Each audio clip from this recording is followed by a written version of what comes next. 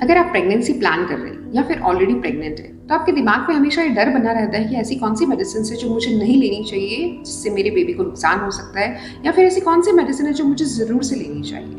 तो if you are pregnant और planning for pregnancy, then which single medicine is must for you and your baby, that is folic acid.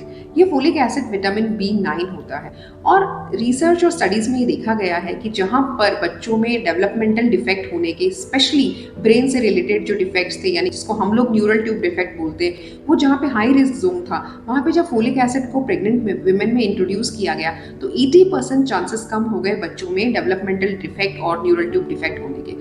तो जी हाँ, ये baby में होने वाले सारे स्ट्रक्चरल अबनॉर्मलिटीज़ को, खासतौर पे ब्रेन से रिलेटेड स्ट्रक्चरल अबनॉर्मलिटीज़ के चांसेस को काफ़ी कम करता है। इसीलिए अगर आप प्रेगनेंसी प्लान कर रही हैं तो 3 मंथ पहले से, और अगर ऑलरेडी प्रेग्नेंट है तो आपको फोलिक एसिड टैबलेट जरूर से लेना है। सेकेंड इज, ये फोलिक एसिड रिलेटेड एनीमिया के चांसेस को भी कम करता है।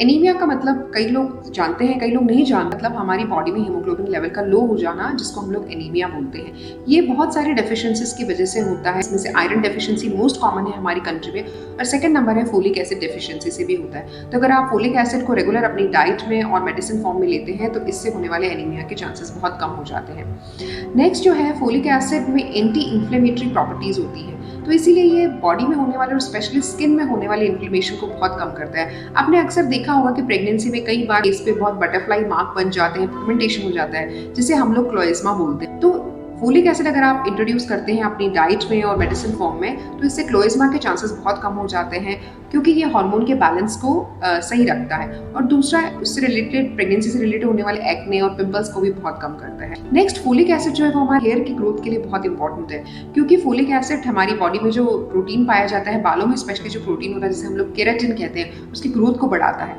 इसीलिए अगर if you are facing problems hair fall during pregnancy, तो folic acid is very good for reducing hair fall. जिन लोगों में, जो लोग प्रेगनेंसी प्लान कर रहे हैं और प्रेगनेंसी नहीं हो पा रही है, उन लोगों को भी फोलिक एसिड जरूर से लेना चाहिए, क्योंकि जो ओव्यूलेशन से रिलेटेड प्रॉब्लम्स हैं उसको 40 to 50% चांसेस में ये कम करता है, ऐसा देखा गया है। इसीलिए अगर आप प्रेगनेंसी प्लान कर रहे हैं और नहीं हो पा रही है, then you must take folic acid tablet. तो अब फोलिक एसिड लेना कैसे है?